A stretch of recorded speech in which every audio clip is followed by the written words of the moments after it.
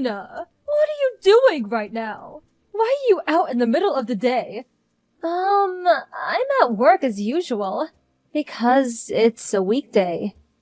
Good grief, you're still working? I've been telling you since forever to just hurry up and quit. A woman is supposed to stay at home after she gets married. Making money is the man's job. That's what I was doing when I was your age. My dear grandson Noah's still so small. It's not fair on him. Times have changed since then, you know. The cost of living is higher now, so it's difficult to get by on a husband's salary alone. And Noah's in elementary school now, so I don't have to see him 24/7. Do not talk back to your mother-in-law. There's no way my Jack's salary isn't enough on its own. Are you sure it's not just you being bad with money? You must be neglecting the finances because you're working too much. This is all the more reason for you to stop working.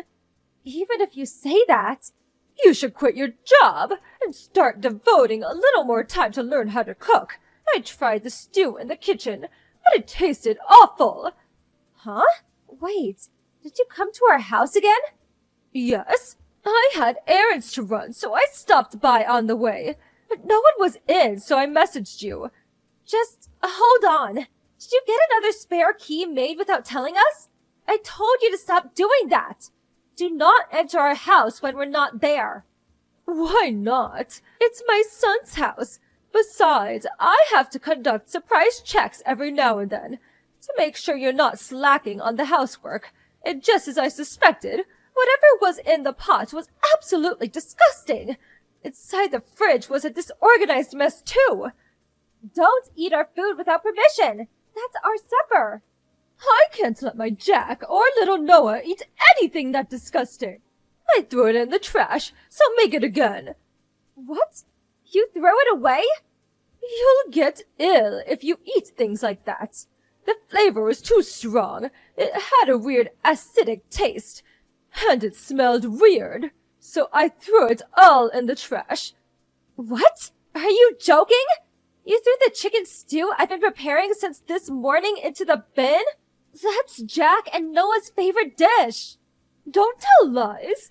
There's no way Jack would like something that disgusting. My tenderly cooked chicken. What are you doing there? Did you just go there to throw away our food? Oh yes, I forgot. I'll be having a tea party with some friends this Sunday. I'd like you to bake us some confectionery for the occasion. Your cooking might be utterly hopeless, but you could at least do baking, can't you? Cakes, cookies, anything will do. I want you to prepare us something as spectacular as possible. There will be 6 of us attending, so be sure to make lots. What? You want me to bake you something? No, I can't. I have plans this weekend. I told you before, didn't I? Surely you don't have plans first thing in the morning. If you get up early, you'll have it done in a jiffy. Please start thinking for yourself for a change. Cakes and cookies can't be made in a jiffy, can they? They take time. Anyway, I'm busy on the weekend. Can't you just buy them at the store? But I already told my friends there's going to be a wonderful handmade confectionery. I can't give them from a shelf now. Anyway, I'm counting on you. Toodles! Not Toodles. I can't and I won't. Remember the last time you forced me to make something? You didn't even pay for the ingredients. I don't have as much free time as you think. Listen to me. I will not be making you anything.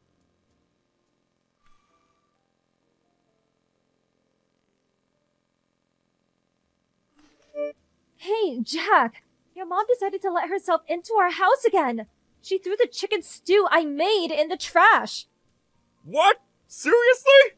Damn it, that's my favorite dish! Didn't you take the spare key off her? You said you were going to talk to her about this. Well, I know, but she insisted it'd be more convenient if she had a key in case anything happened. Then she started crying and said, "Don't be so cruel to your old mother!" I felt bad. I didn't have the nerve to take it off her by force. Don't let her play you like that. Do you have any idea how many times she's thrown my dishes in the trash? It's such a waste, and the food expenses are going through the roof. If she doesn't cut this out, we're going to be in serious trouble. Come on, can't you see that she's lonely? My dad's out at work all day. You and I might not be that far away, but we do live separately. Surely it's fine if she comes over to keep herself busy now and then. Is it fine for her to illegally enter our home because she's lonely? Is it fine for her to help herself to the food I slave over a hot stove to cook? Complain that it's disgusting and throw it away? Is it fine for her to order me to bake cakes for her at tea parties without giving me a single penny for the ingredients? I'm sick of you being manipulated by your selfish mother, using loneliness as your get-out-of-jail-free card. Fine, I get it. I'll make her see sense somehow. I'm not interested in half-hearted vagaries like make her see sense. Go to her house today on the way home from work and get the spare key off of her for real this time. If she dares shows up here next Sunday, I'm seriously gonna lose it. Do you understand? I get it. I'll get a hold of it somehow.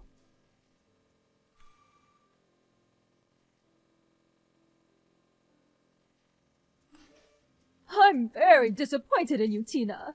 I requested that you make some confectionery, but no matter how long I waited, nothing came. So I took it upon myself to go and collect it. No one was home, so I let myself in. What on earth was all that? There was a feast laid out on the table. He even prepared cake, despite not making what I asked you to. To think you live in such luxury when my Tom is out working. I won't allow it. On top of that, I tried a bit of everything, but it tasted awful, so I threw all of the food on the table in the trash. I took the cake for myself, though. Do you know what day it is today? Huh? I'm asking if you know what day it is today. Did you know when you did it? What do you mean? I don't follow. It's Noah's birthday today. What? The feast laid out on the table as well as the cake were all for Noah. I told you I had plans, didn't I? Those plans were to invite Noah's friends over to celebrate his birthday. The reason I'm not home right now is because I went to meet his friends at the train station. I can't believe you managed to throw all the food in the trash and steal his cake in such a short space of time. No matter how much you might not like me, to ruin Noah's birthday like this is just cruel. You're the worst mother-in-law on the planet. It's Noah's birthday today? What? You don't remember your own grandson's birthday? You're not old enough to be going senile. No, I knew it was sometime this month, but I didn't think it was today. If that was the case, why didn't you tell me beforehand? You're the one who cut the conversation off before I had the chance to tell you. Didn't Jack explain this to you? He was supposed to be going to your house. I haven't heard of such a thing. And why on earth didn't you invite us to Noah's birthday party in the first place? I did plan on inviting you, but you told me you were hosting a tea party.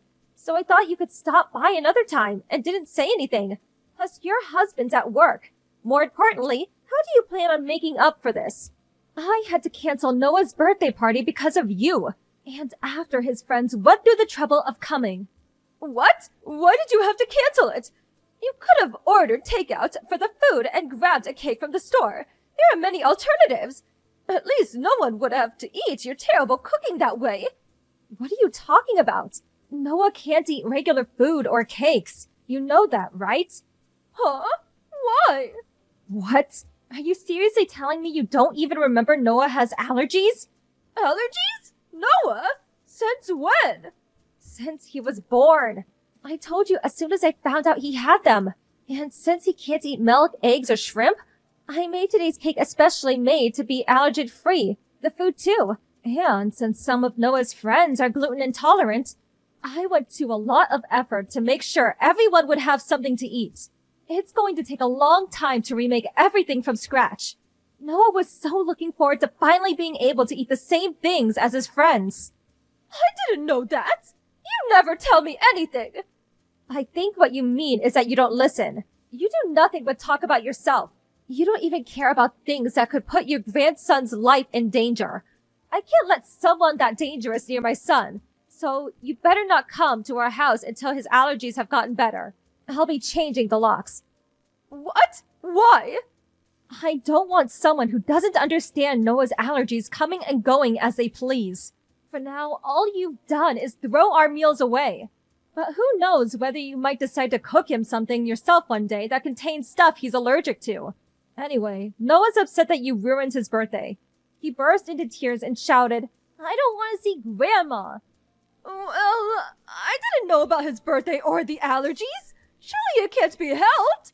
I'm Jack's mother and Noah's grandmother. Surely my son's house is the same as my house? I can't accept you banning me from entering. Give it a rest. You trampled all over what was supposed to be a fun day for the kids. All for your own satisfaction. I've tolerated you throwing away my food until now, but you're not getting away with what you did this time. If you illegally enter our home one more time, we're moving house and cutting all contact with you. Depending on the circumstances, even divorce with Jack isn't off the table. I'll take Noah and move in with my parents. What? Divorce? Divorce? You can't do that. I'm serious. It all depends on your attitude from here on out. I'm sorry. I apologize. Please forgive me. Please make Noah understand that I didn't mean to. I will not do such a thing. If you want to make this up to Noah, how about thinking for yourself for a change? As for me forgiving you, I'll make that decision depending on whether I see change in your behavior. I have to go see Noah now, so excuse me. Toodles, mother-in-law.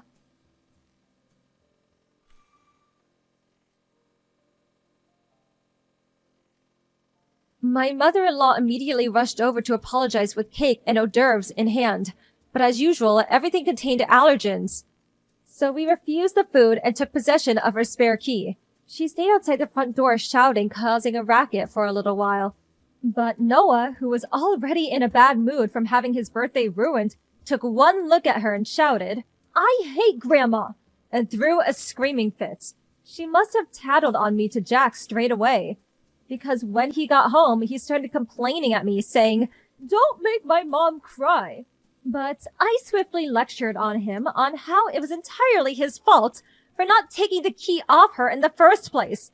And when I said, "Should I take Noah and break off all contact with you?" he started panicking, got on his knees, and apologized. Jack's completely on my side now, and his mother, afraid of being cut out of our lives, stopped coming to our house out of the blue. Now, with an appropriate degree of space between us and the in-laws, our lives are comfortable and stress-free. The birthday party was successfully held the following Sunday. Everyone came over to join the celebrations, and Noah was finally able to eat the same cake as his friends for the first time. I'm so relieved that his birthday party didn't end up being a sad memory.